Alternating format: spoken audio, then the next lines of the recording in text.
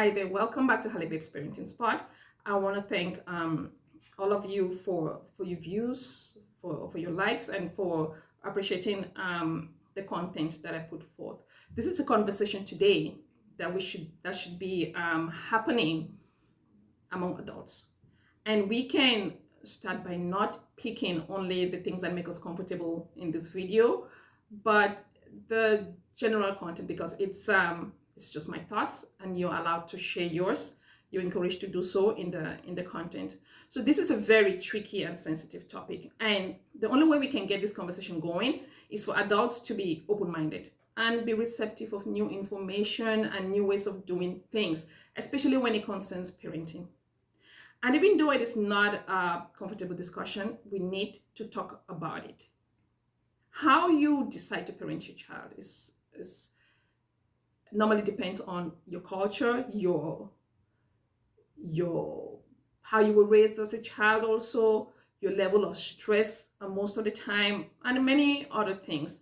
But there's one thing that runs across all cultures, all races, all ethnicities, is the fact that children are being sexually abused. So let's start from the beginning. When your child is very little, these are my thoughts. When your child is very little, do not sugarcoat certain words and phrases. So you should start labeling your child's body parts with the exact anatomical and appropriate words. So call your child's penis a penis, call your child's vagina a vagina, call your child's finger a finger, call your child's toe a toe, your back, your nose, your ears, your mouth. Call them the right words. So right from the early years, you have already taken away the stigma that is associated with certain body parts. So this also reduces confusion in the mind of the child when they discuss sexual situations. But remember to explain to your child what is private in your body. So I know you think that they are too young to understand, but I will argue you that they are not. Because if they can understand what your eye is, if they can understand what your hands are for, they would understand. I would say it all depends on the amount of communication that goes on in your home and how much conscious efforts you're actually making in enriching your child's language, their vocabulary, and your understanding of basic concepts. So give your child ownership of your body as early as possible, as early as they start developing autonomy and independence to do certain things by themselves. So what do I mean by that? For example, if you're changing your toddler, if you're bathing your toddler, but it's also really hard because some children get abused as infants. So let's pray it doesn't happen. So let's say you have a toddler, you're changing them, or the potty training. So after they use the potty, encourage them to wipe themselves. You can repeat the process after them, but at least you're letting them know that is something that they should be able to do by themselves eventually.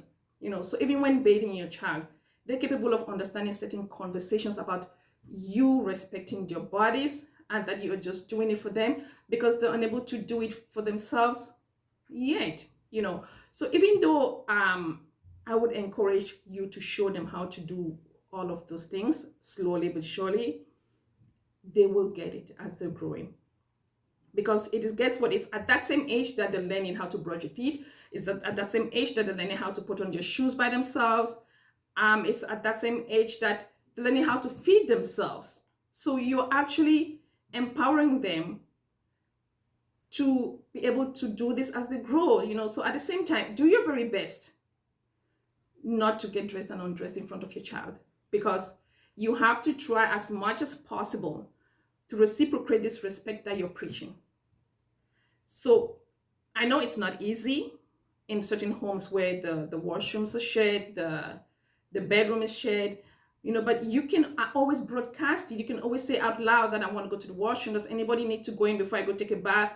Just so you can go in and be comfortable that nobody is going to walk into you in the process. So talk to your child also about the different kinds of touch, and especially those that are wrong from anyone. It doesn't matter who they are. They could be your brother, they could be your sister, it could be your uncle, it could be your auntie, it could be your neighbor, it could be grandparents, cousins, it doesn't really matter. Tell them nobody has a right to touch them in certain places. And, you know, and if that happens, then it is wrong. That person has done something wrong. So I was talking to a male parent the other day, and he told me that he's still bathing his 7-year-old daughter who has like absolutely no mental or physical disabilities. I was surprised. And you see that even some of us parents were unable to respect those boundaries that we set, with our children. So moving on, remind your child about the importance of their body and tell them that their body belongs to them and nobody has the right to do anything to the body that makes them feel uncomfortable in any way.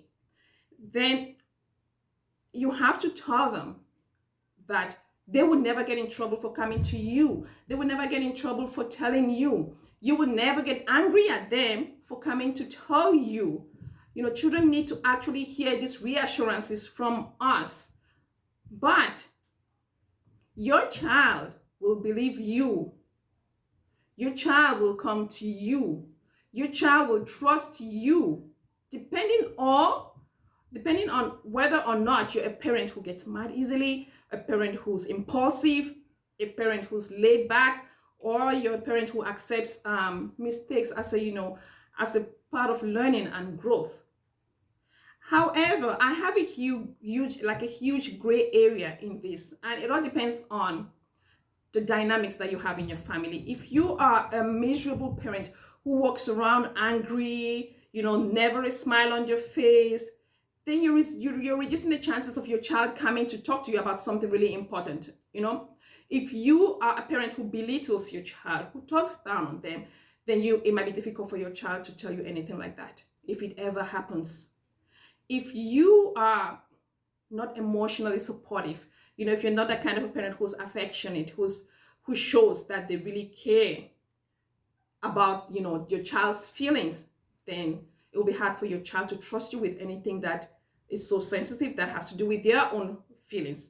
If your child's voice is not, or their opinion is not being validated in your family, in your home, they might not confide in you.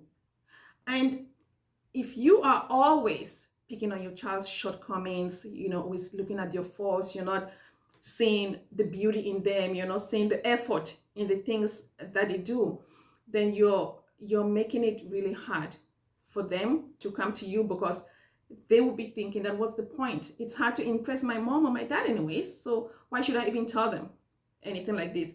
So if you're physically or verbally abusive towards your child, they know that it will be hard for your child to believe you. It will be hard for you to get that kind of a protective message across to your child, because children are very literal. They're very factual.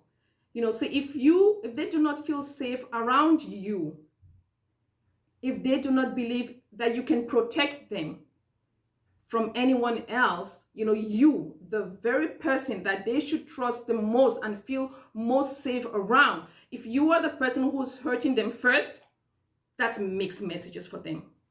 Children do not understand that. So I can go on and on with this, but the bottom line is that I know people who were sexually abused as kids, but they never told anyone because they trusted no one around them. They were scared that their parents would not believe them, or even worse still, they were worried that the child, would be blamed for the abuse.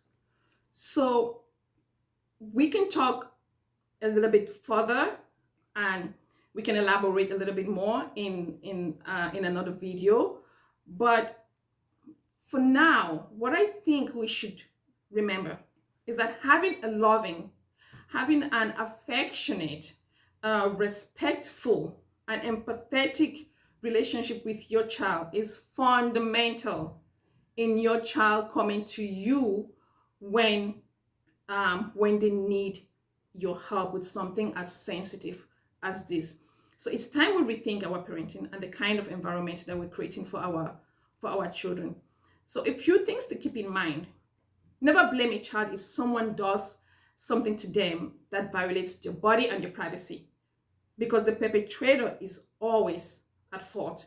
And it doesn't matter who they are, be it family, friend, or stranger, they should be held accountable and punished. Have open conversations with your children. Have open conversations with those adults in your life. Don't be afraid to tell them how you feel about this subject. Do not encourage them to grab your child for a kiss or a hug, and then when you see that the child is not really comfortable with it, because hugs and kisses should be initiated by a child and never by an adult. Because guess what? Children naturally gravitate towards the adults that they like, towards the adults that they feel comfortable with, towards the adults that respect them and respect their personal space. So we need to start telling our children that it is not okay also for people to come to them when people stroke their faces, their hair, without their permission. Even those people who seem, outwardly very nice, because that is how they start to groom your child. We will talk about grooming and like in another video, because that's something really broad on its own. So these are conversations that I think should be happening in our family gatherings. These are conversations that should be happening in our traditional gatherings. Like, what do we talk about when we sit down together in family gathering? Why can't we talk about this? Why can we talk about this in our traditional gatherings? Why can we talk about ways that we can protect our children as an extended family and as a community before it happens, not after the fact? So let your family and friends know how you feel about anyone hurting your child and the necessary actions that you will take. It's no longer a taboo subject when children are getting repeatedly hurt by the very people who have to protect them. It's not okay. So we can always revisit this topic, and it's my personal opinion again. And there's a lot more interactive conversations going on in our Facebook group, the Hadibe Parenting Spot on Facebook, where we have like a lot more suggestions, strategies, resources. So feel free to visit us then over there as well. Thank you for watching, and thank you for watching till the end, actually, and I will see you soon. Bye for now.